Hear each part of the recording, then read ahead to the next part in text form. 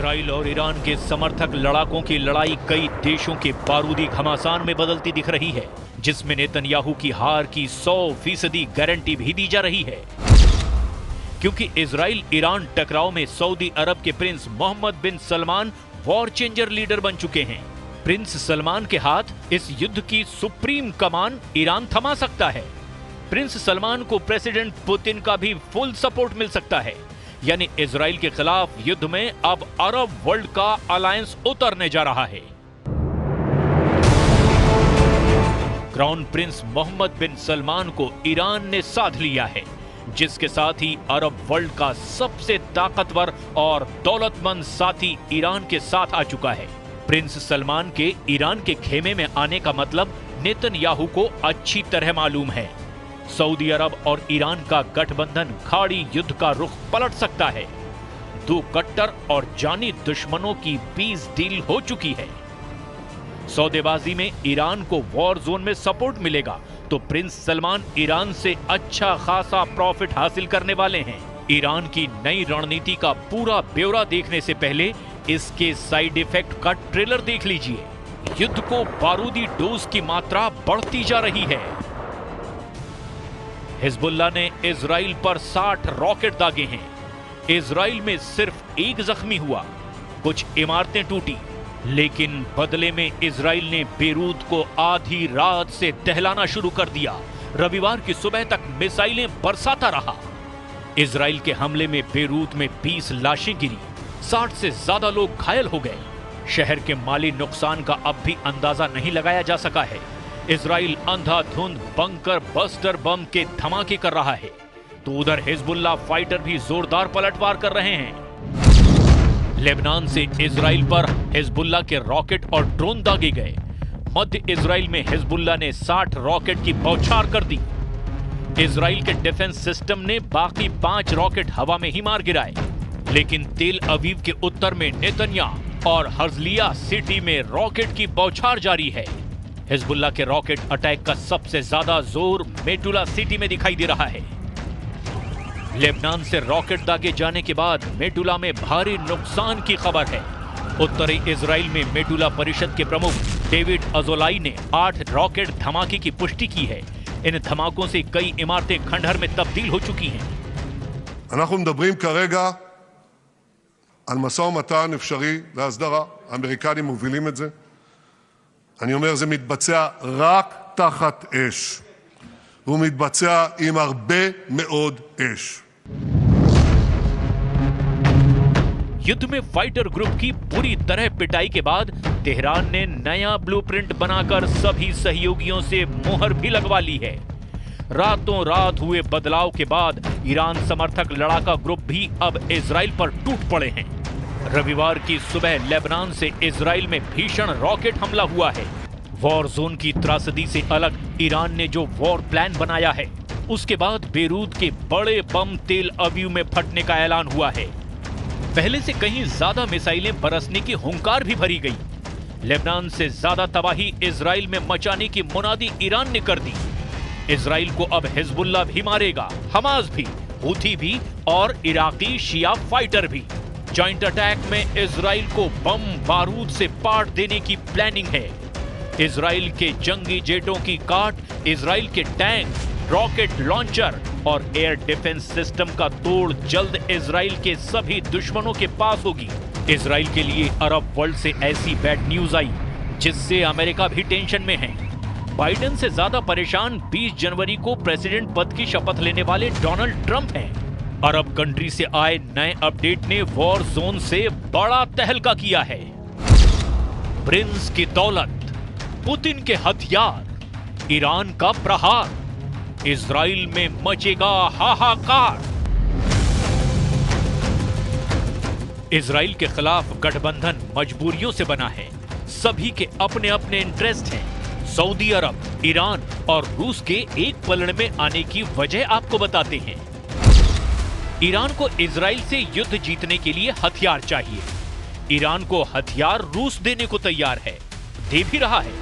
लेकिन जंग जीतने के लिए जितने हथियार की दरकार है, उतनी दौलत ईरान के पास नहीं। ईरान की मजबूरी समझी जा सकती है। तो रूस भी मुफ्त में हथियार दे नहीं सकता, क्योंकि पुतिन खुद यूक्रेन जंग में उलझे हुए हैं, युद्ध के खर्चे से परेशान हैं। पुतिन को भी युद्ध जारी रखने के लिए बेहिसाब दौलत चाहिए। ईरान से दोस्ती निभाने के लिए पुतिन हथियार देंगे, लेकिन उसकी कीमत ईरान कहां से चुकाएगा?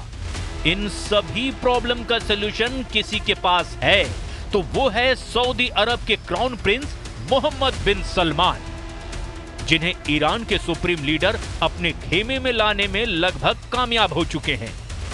अमेरिका ने अगर अड़ंगा नहीं लगाया तो अरब वर्ल्ड में बना नया अलायंस इजराइल को युद्ध में धूल चटा देगा। नेतन्याहू के खिलाफ ईरान ने सारे मोहरे सेट कर दिए हैं। खामनेई की वॉर डील सुपर पावर को सन्न करने वाली है। सऊदी अरब अब तक अमेरिका का सबसे बड़ा सहयोगी रहा है। प्रिंस सलमान ने अमेरिका की अनदेखी कभी भी नहीं की है। बदले हुए हालात में प्रिंस सुपर पावर को भी अनसुना कर सकते हैं, और ऐसा इसीलिए कि ईरान और सऊदी की डील डन हो चुकी है। ईरान के डिप्टी विदेश मंत्री माजिद तख्त रवंची ने सऊदी अरब के साथ स्थायी शांति की पेशकश की है। تنعقد هذه القمة امتدادا للقمة المشتركة السابقة في ظل استمرار الاعتداءات الإسرائيلية الآثمة على الشعب الفلسطيني الشقيق واتساع نطاق تلك الاعتداءات على الجمهورية اللبنانية الشقيقة। सऊदी विजिट पर पहुंचे रवंची राजनयिक संबंधों को मजबूती देने की पहल कर चुके हैं। यरूशलम पोस्ट की रिपोर्ट के मुताबिक ईरान की कोशिश सऊदी अरब से रिश्ते बेहतर करने के साथ साथ ईरान ने अब रूस के साथ भी संबंध मजबूत कर लिए हैं, जिससे ईरान ने डोनाल्ड ट्रंप को भी क्लियर मैसेज दिया है कि अरब वर्ल्ड में अब ईरान का फैसला फाइनल माना जाएगा। उधर डोनाल्ड ट्रंप युद्ध के खात्मे का नया प्लान बना रहे हैं। डोनाल्ड ट्रंप ने हमास के कब्जे से इजराइल बंधकों को छुड़ाने की नई रणनीति बनाई है। ट्रंप की प्रेस सचिव ने जानकारी दी कि वो गाजा बंधकों के लिए मुख्य वार्ताकार की भूमिका में हो सकते हैं। व्हाइट हाउस में ट्रंप की नई प्रेस सचिव कैरोलाइन लेविट ने बताया कि ईरान पर ट्रंप सख्त प्रतिबंध लगाकर मैक्सिमम प्रेशर बनाएंगे, मगर ट्रंप के प्लान की कमजोर कड़ी सऊदी अरब बन सकता है, जिसे खामनेई ने अपने खेमे में सेट कर लिया है। ईरान के ऑफर को ठुकरा पाना प्रिंस सलमान के लिए आसान नहीं है। असल में ईरान ने सऊदी अरब की बरसों पुरानी समस्या का समाधान का वादा किया है। ये तेल कारोबार से जुड़ी प्रॉब्लम है, उस ऑयल रूट की जिस पर ईरान का कंट्रोल है। हॉर्मुज जल डमरू मध्य रूट की तेल कारोबार में अहम भूमिका है, जिसे ऐसे समझा जा सकता है कि फारस की खाड़ी से ओमान की खाड़ी और अरब सागर तक हॉर्मुज जल डमरू के मध्य से हर दिन 20 मिलियन बैरल तेल का कारोबार होता है, और यह दुनिया के तेल व्यापार का 30% है।